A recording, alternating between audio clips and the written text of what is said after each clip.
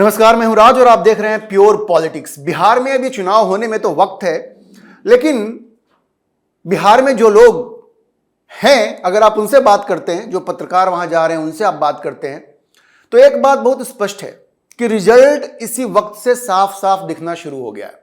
जी बिल्कुल, रिजल्ट दिख रहा है। ऊहापोह की कोई स्थिति नहीं है। वहां पे जिस तरह का पोलराइजेशन हुआ है, उसके बाद से यह चीजें साफ साफ दिख रही हैं कि तेजस्वी जिस तरह से लोगों को बरगलाने की कोशिश कर रहे हैं, ये झूठे वायदे कर रहे हैं कि इस हर घर को नौकरी दे देंगे, और उनके पास इसका जवाब नहीं है कि कैसे वो देंगे, क्योंकि एक अनुमान है कि अगर 2.5 करोड़ नौकरियां भी नहीं वो देते हैं तो तकरीबन वो जो बजट है वो 9 लाख करोड़ के ऊपर जाएगा, और बिहार का पूरा बजट जो है वो करीब 3-3.25 लाख करोड़ का है। तो कहां से वो पैसा जनरेट करेंगे? वो सिर्फ ये बता रहे हैं कि हम खर्चा करेंगे, हम जीविका दीदी को रेगुलर कर देंगे, 30,000 वेतन कर देंगे, हर घर में सरकारी नौकरी दे देंगे, पंचायत के जो लोग हैं, पंचायत के जो प्रतिनिधि हैं, उनको पेंशन दे देंगे। मतलब सिर्फ खर्चे की बात कर रहे हैं, पैसा कहां से आएगा ये नहीं बता रहे हैं। जाहिर है लोगों को यह बात समझ में आ रही है कि यह चुनाव जीतने के लिए एक सस्ता हथकंडा है और कुछ नहीं है, क्योंकि जब आप इस तरह के वायदे करते हैं तो आप यह भी बताते हैं कि पैसा कहां से आएगा। यह कोई छोटा मोटा अमाउंट नहीं है कि हम कहीं से जुगाड़ कर लेंगे।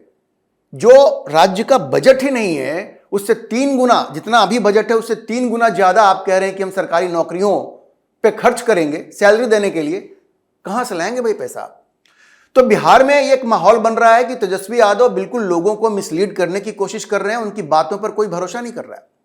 और एक दूसरी चीज, जो उनकी भाव भंगिमा है और जिस तरह का व्यवहार अभी से दिख रहा है राजद के कार्यकर्ताओं में, तेजस्वी के कार्यकर्ताओं में, ऐसे गाने बन रहे हैं कि भाई जब सरकार बन जाएगी तो हमारी दबंगई चलेगी, एक खास जाति की दबंगई चलेगी, यादवों की दबंगई चलेगी, ऐसा कहा जा रहा है वहां पे। इस तरह के गाने बन रहे हैं भोजपुरी के और तमाम दूसरी भाषाओं में। तो लोगों में इसका दहशत व्याप्त है। अब राहुल गांधी भी वहां पहुंच गए हैं, और देखिए राहुल गांधी को यह मालूम है कि यह चुनाव, यह महागठबंधन हारने जा रहा है, और तभी वो कह रहे हैं कि ये लोग तो वोट चोरी करते हैं। लोकसभा का चुनाव वोट चोरी से जीत गए, हरियाणा का चुनाव वोट चोरी से जीत गए, महाराष्ट्र का चुनाव वोट चोरी से जीत गए। मतलब वो एक माहौल बना रहे हैं कि अगर बिहार का चुनाव भी हार गए तो बोलेंगे वोट चोरी से हार गए। अब सोचिए, आप सोचिए कि वो पहले ही, वोटिंग होने से पहले ही राहुल गांधी ने हार मान ली है, और जिस तरह के वायदे तेजस्वी यादव कर रहे हैं, उनको मालूम है सरकार तो बननी नहीं है, जो मन में आए बोल दो, जो मन में आए बोल दो, सरकार तो बननी नहीं है। तो वो भी हार मान चुके हैं। मतलब बिहार में चुनाव का पहला वोट गिरने से पहले ही राहुल गांधी और तेजस्वी ने अपनी हार मान ली है, महागठबंधन की हार मान ली है। लेकिन देखिए, अभी प्रधानमंत्री ने जो भाषण दिया उसमें उन्होंने 2 चीजों का जिक्र किया है, वो बड़ा महत्वपूर्ण है। महत्वपूर्ण क्या है? पहली बात तो उन्होंने कही कि ये जो तेजस्वी हैं या राहुल, ये दोनों जमानत पे बाहर हैं। भ्रष्टाचार के गंभीर आरोप हैं उनके ऊपर, है, इसमें तो कोई शक ही नहीं है, भ्रष्टाचार के गंभीर आरोप हैं। लेकिन उसके अलावा जो दूसरी बात उन्होंने कही वो बड़ा महत्वपूर्ण था। उन्होंने याद दिलाया कि कैसे लालू और राबड़ी के शासनकाल में एक दलित आईएएस ऑफिसर की पत्नी के साथ बलात्कार हुआ। दलित आईएएस ऑफिसर की पत्नी के साथ, आपको याद होगा चंपा विश्वास का केस और अनिल विश्वास का केस, किस तरह से उस महिला ने आरोप लगाए कि न सिर्फ राजद के कार्यकर्ताओं ने, उसमें नाम भी आया था हेमलता यादव का, बबलू यादव का, इन सबों का नाम आया था, वो सब जेल भी गए। तो प्रधानमंत्री का यह कहना था, अच्छा उस महिला ने लालू यादव के ऊपर भी आरोप लगाए थे, तो प्रधानमंत्री का यह कहना था कि अगर एक आईएएस ऑफिसर की बीवी वहां सुरक्षित नहीं है, अगर एक आईएएस ऑफिसर की बीवी के साथ लगातार बलात्कार की घटना होती है, तो जो आम लोग हैं, उनके घर की जो महिलाएं हैं, वो कैसे सुरक्षित रहेंगी? इस बात को समझना बड़ा जरूरी है। देखिए, बिहार में विकास की जरूरत है, बिहार में इंडस्ट्री की जरूरत है, कानून व्यवस्था अच्छी हो इसकी जरूरत है, हर चीज है। लेकिन अगर आप सुरक्षित नहीं रहेंगे, अगर आपके घर की मां बहन सुरक्षित नहीं रहेंगी, अगर आपके घर की मां बहन के साथ बलात्कार हो जाए, तो वो विकास किस काम का है, वो शिक्षा किस काम का है? ये प्रधानमंत्री ने ये जो बात कही है ना, वो क्या कहना चाह रहे थे, आप उसको समझने की कोशिश कीजिए। जब रक्षक ही भक्षक बन जाए, जिन लोगों का काम बिहार में कानून व्यवस्था को सुनिश्चित करना था, उन लोगों के ऊपर इस तरह के आरोप लगे। एक दलित आईएएस ऑफिसर की पत्नी का बलात्कार होता है, तो आप सोचिए कि आम लोगों की क्या स्थिति रहती होगी। तो ये जिसको कहते हैं ना, प्रधानमंत्री ने बिल्कुल याद दिलाया बिहार के लोगों को कि भाई आपने भूल कर भी अगर इस महागठबंधन को, इस तेजस्वी यादव के नेतृत्व में अगर आपने कोई सरकार बनवाई, तो सोचिए वो जो काले दिन थे बिहार के, वो फिर से वापस आएंगे। और आप ध्यान रखिए कि बिहार के लोग इस चीज को भूले नहीं है। कुछ जो नई जनरेशन है वो भले भूल गई होगी, लेकिन जिन लोगों ने वो दौर देखा है वो उस दौर को भूल नहीं सकते, और वो अपनी नई पीढ़ी को भी ये बताएंगे। प्रधानमंत्री के कहने का मतलब यही था कि भाई अपनी नई पीढ़ी को भी आप बताइए कि किस तरह का दौर बिहार में हुआ करता था। तो जैसा मैंने कहा, ये पहला वोट पड़ने से पहले ही तेजस्वी और राहुल ने अपनी हार मान ली है। मैं आज आपको 5 ऐसे कारण बताऊंगा जिसकी वजह से एक बार फिर से तेजस्वी का सपना टूटने जा रहा है, या यूं कहें कि टूट गया है।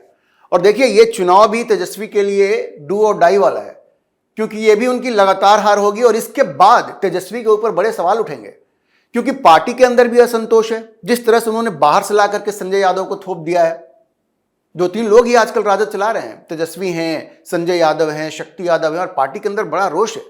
पार्टी के अंदर तो रोष है ही, लालू यादव के परिवार के अंदर भी बड़ा रोष है। आपको पता होगा, रोहिणी आचार्य तो नाराज हैं ही, मीसा भारती के नाराजगी की खबरें भी काफी आ रही हैं। तो परिवार के अंदर भी असंतोष है, पार्टी के अंदर असंतोष है, और अगर तेजस्वी ये चुनाव हार जाते हैं तो फिर उनकी स्थिति बड़ी मुश्किल हो जाएगी, और पार्टी के भीतर उनका तख्ता पलट भी हो सकता है, क्योंकि हर किसी को यह लग रहा है कि वो लालू यादव को आगे करके उनके पीछे छिप के अपनी मनमानी कर रहे हैं। तेज प्रताप ने तो अभी कह दिया ना कि अभी वो जननायक बनने की सोच भी नहीं सकते, क्योंकि अभी वो लालू यादव की छत्र छाया में है, इसलिए इतने बड़े बड़े वादे कर रहे हैं और बातें कर रहे हैं। तो तेजस्वी यादव के लिए चुनाव बड़ा महत्वपूर्ण है, लेकिन मैं आपको वो 5 कारण बताऊंगा जिसकी वजह से तेजस्वी ये चुनाव हार चुके हैं। बिहार के लोगों का मानना है कि वो लगभग ये चुनाव हार चुके हैं। पहला कारण क्या है? ये जंगल राज के लौटने का खौफ। देखिए, 15 साल का ये जो लालू राबड़ी का जो जंगल राज था, उसके लौटने का खौफ लोगों के बीच में आज है। क्यों है? तेजस्वी कहते हैं कि हम कानून व्यवस्था को सुधारेंगे, हम नई नई गाड़ियां खरीदेंगे, हम ज्यादा पुलिस की भर्ती करेंगे। भाई एक बात बताइए, ये सब तो सेकेंडरी चीज है। जिन लोगों ने जंगल राज का वो दहशत कायम किया था, उनमें से बहुत सारे लोग आज भी आपके साथ हैं, नए नए लोग भी आ गए। क्या तेजस्वी यादव इस बात का जवाब देंगे कि उन्होंने जो दानापुर के विधायक हैं रीतलाल यादव, उनको टिकट क्यों दिया? वो किस तरह के व्यक्ति हैं भाई? सुरेंद्र यादव, ललित यादव, अशोक महतो की पत्नी को आपने टिकट दिया, और वो शहाबुद्दीन जिसने चंदा बाबू के बेटों को तेजाब से नहला दिया, आपने उसके बेटे को भी टिकट दिया। तो आप ये जो वायदे कर रहे हैं ना कि हम कानून व्यवस्था पे बहुत काम करेंगे, नया कानून बनाएंगे, कानून बनाने से कुछ नहीं होता।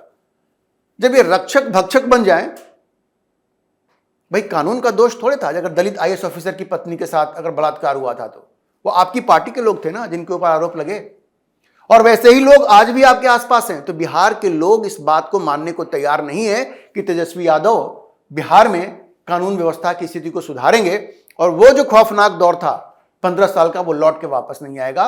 लोगों को ये लग रहा है कि फिर से वही होगा बिहार में जो लालू और राबड़ी के दौर में हुआ करता था। तो ये सबसे बड़ी वजह है कि तेजस्वी इस बार का चुनाव हारने जा रहे हैं, क्योंकि लोगों को, बिहार के लोगों को जंगल राज के लौटने का डर है, लौटने का खौफ है। दूसरी वजह है महिला वोट का। आप यह समझिए कि बिहार की जो महिलाएं हैं वो बड़ी संख्या में नीतीश कुमार के पीछे खड़ी हैं, क्योंकि नीतीश कुमार जब से उन्होंने सत्ता संभाला, उनका एक फोकस रहा है कि महिलाओं को सशक्त किया जाए, और उन्होंने बहुत सारे स्टेप्स भी उठाए। उन्होंने पहले तो जो बच्चियां हैं उनको स्कूल जाने के लिए साइकिल दिया, लोकल लेवल पे जो चुनाव होते हैं उसमें 50% आरक्षण दिया, नौकरियों में 35% आरक्षण दिया। कानून व्यवस्था की जो स्थिति सुधरी, उससे महिलाओं पे बड़ा असर पड़ा। आज वो खुल करके 9, 10, 11 बजे तमाम बिहार में घूम सकती हैं बिना किसी डर के, ये तो आप मान लीजिए। उसके अलावा जो शराबबंदी की नीतीश कुमार ने, तो महिलाओं को सबसे ज्यादा फायदा हुआ, खासकर कमजोर वर्ग की जो महिलाएं थी उनको फायदा हुआ। क्योंकि पहले क्या होता था कि मजदूर वर्ग के लोग वो काम करके लौटते थे, दारू पी के घर पे आते थे, मारपीट करते थे। अब चलिए अगर मान भी लें कि शराब मिल रही है वहां पे गैर कानूनी तरीके से, अगर कोई पी के भी आ रहा है तो लड़ाई झगड़ा का वो गलती नहीं करेगा, क्योंकि उसको डर है कि वो पकड़ा जाएगा और पुलिस के पास बात पहुंच सकती है। तो महिलाओं को जो सशक्तिकरण किया है नीतीश कुमार ने, उसकी वजह से महिलाएं बिल्कुल उनके पीछे खड़ी हैं, और ये नीतीश कुमार की एक ताकत है, और तेजस्वी की हार का यह भी एक बहुत बड़ा कारण बनेगा। तीसरी चीज आप देखिए, तेजस्वी ये जो झूठे वायदे कर रहे हैं ना, उससे भी जनता के बीच में बड़ी नाराजगी है। ये कह देना कि हम हर घर को नौकरी देंगे, सरकारी नौकरी देंगे, और उसके बाद मुकेश सहनी कह रहे हैं कि नहीं भाई हम फिल्टर करेंगे, देखेंगे कि जो योग्य होगा उसी को तो नौकरी मिलेगी। तो सोचिए कितना विरोधाभास है, कोई क्लैरिटी नहीं है, किसी को नहीं मालूम है कि ये नौकरियां कैसे वो देंगे। मुकेश सहनी तो कह रहे हैं कि अगर भाई मैट्रिक, कोई फिल्टर तो होगा, जैसे कोई मैट्रिक किया हुआ है उसी को नौकरी मिलेगी, तो कहां आप सब घर को कैसे नौकरी देंगे, कोई क्लैरिटी नहीं है। और जनता ये पूछ रही है कि एक तो आपके पास पैसा नहीं है, दूसरा आपका विजन क्लियर नहीं है, किसको नौकरी देंगे, क्या फिल्टर आप लगाएंगे, और फिल्टर लगाएंगे तो हर घर को नौकरी कैसे मिलेगी सरकारी। तो ये जो झूठे वायदे हैं उनके कि ये जो जीविका दीदी हैं उनकी सैलरी हम कर देंगे 30,000 रुपए, खजाने में पैसा है, लोग तो ये पूछ रहे हैं। पंचायत के जो प्रतिनिधि हैं उनको पेंशन देंगे, भाई पेंशन कहां से दीजिएगा भाई, पैसे हैं आपके पास। तो ये जो झूठे वादे तेजस्वी कर रहे हैं, उससे लोगों को ऐसा लग रहा है कि बिल्कुल आंख में धूल झोंकने जा रहे हैं। उनको मालूम है, उन्होंने हार मान ली है, उनको पता है कि सरकार बनने वाली नहीं है, इसलिए चाहे जितने चाहे झूठे वायदे कर लो, मुख्यमंत्री तो बनना नहीं है, तो फिर ये लागू भी नहीं करना होगा। देखिए चौथी चीज है जो जातीय समीकरण है। बिहार में हर चीज जातीय समीकरण पे आकर रुक जाता है। और देखिए आज जो पोलराइजेशन है बिहार में, बिल्कुल यादव मुस्लिम एक तरफ और बाकी सब एक तरफ, ऐसे मान के चलिए यही चीज है। थोड़े बहुत अपवाद होते हैं, लेकिन ये यादवों ने लालू राबड़ी के दौर में जो वहां आतंक मचाया था, उस चीज को याद करके, और सबसे ज्यादा परेशान आपको पता है कौन होता है बिहार में, दलित होते हैं। उनको सबसे ज्यादा डर ये राजद के समर्थकों से होता है। तो सबको ये लगता है, आप देखिए हरियाणा में जैसे हुआ कि जाट और नॉन जाट में इलेक्शन पोलराइज हो गया, उसी तरह से आप देखेंगे कि बिहार में ये पोलराइजेशन हो रहा है। और जिस तरह की बातें ये राजद के नेता कर रहे हैं, और एक खास जाति के लोग, यादव समुदाय जो है वो जिस तरह की बात कर रहा है, दबंगई दिखा रहा है, उससे लोगों के मन में वही डर फिर से पैदा हो रहा है कि भाई अगर ये सत्ता में आ गए तो फिर ये 90 के दशक वाला वही चीज होगा। तो ये MY 30-31% तो है, लेकिन उसके अलावा जो भी है 70% वो एक तरफ है। तो आप समझ के चलिए कि जातीय समीकरण में मुस्लिम और यादव को छोड़ करके कोई भी तेजस्वी के पीछे नहीं खड़ा है। उन्होंने कहा कि हम A2G बनाएंगे, हम हर जाति की पार्टी राजद को बनाएंगे, लेकिन उनके व्यवहार से ऐसा बिल्कुल नहीं दिखा। उन्होंने जो टिकट भी जो बांटी है, सबसे ज्यादा यादवों को टिकट दिया है, सबसे ज्यादा यादवों को टिकट दिया है। वैसे वो कहते हैं ना कि जिसकी जितनी संख्या भारी उसकी उतनी हिस्सेदारी, तो यादवों का जो प्रतिशत है बिहार में, उससे ज्यादा उन्होंने उनको टिकट दिया है। तो सबको साफ दिख रहा है कि वो सिर्फ एक जाति के लिए काम कर रहे हैं। और जहां तक मुसलमानों की बात है, वो तो खैर वोट देंगे ही, वो जाएंगे कहां, लेकिन उनके मन में भी ये चीज घर कर चुकी है कि भाई आपने यादवों को कह दिया कि आपका मुख्यमंत्री होगा, 2-3% वाले सहनी को कह दिया उप मुख्यमंत्री होगा, जो 18% के लगभग है वो क्या दरी बिछाता रहेगा। लेकिन खैर ये भी मान के चलें कि अगर मुसलमान ज्यादा नहीं टूटेंगे, हालांकि ओवैसी वहां पे हैं, जनसुराज की भी नजर मुस्लिम वोटों पे है, फिर भी ये यादव और नॉन यादव में ये इलेक्शन पोलराइज होता हुआ दिख रहा है, और इसलिए जातीय समीकरण भी एनडीए के पक्ष में है। और पांचवी जो चीज है वो है विकास। अब बिहार में सड़कों का जो विकास हुआ है वो आप देखेंगे तो आपको लगेगा सड़क, बिजली, पानी, इन सबों पे काफी काम किया है। और लालू के दौर से अगर आप कंपेयर करेंगे ना, तो आपको बिल्कुल परिवर्तन दिखेगा। हाँ ठीक है, इंडस्ट्रियलाइजेशन वहां पे नहीं हुआ है, वो एक चीज है जो अगली जो भी सरकार बनेगी उसको करना पड़ेगा, लेकिन सड़कें वहां सुधरी हैं, बिजली है वहां पे, पानी है, कानून व्यवस्था सुधरी है, लोगों का जीवन आसान हुआ है। तो लोगों का जीवन आसान हुआ है, लोग सुरक्षित महसूस कर रहे हैं। भाई जिंदा रहेंगे तभी तो कोई चीज का फायदा आप उठा पाएंगे ना। तो कानून व्यवस्था और विकास, ये पांचवी चीज है जो नीतीश कुमार के पक्ष में जाती है। और इन 5 कारणों की वजह से, पहला जंगल राज का खौफ, दूसरा ये जो महिला वोट है, तीसरा तेजस्वी के जो झूठे वायदे हैं, चौथा जातीय समीकरण, और पांचवा ये कानून व्यवस्था की सुधरती स्थिति और विकास जो नीतीश कुमार ने किया है। ये 5 ऐसे कारण हैं जिनकी वजह से नीतीश कुमार इस बार एक बार फिर से सत्ता में लौटने वाले हैं, और तेजस्वी की एक बड़ी हार होने वाली है। इस बार भी तेजस्वी का सपना टूटने वाला है। अभी के लिए इतना ही। हम इस खबर पर नजर बनाए रखेंगे और आपको अपडेट करते रहेंगे। आप इस विषय पर क्या सोचते हैं, अपनी राय कमेंट बॉक्स में जरूर लिखें। और अगर आपको वीडियो पसंद आया हो तो आप इसे लाइक करें, शेयर करें और हमारे चैनल को सब्सक्राइब जरूर करें।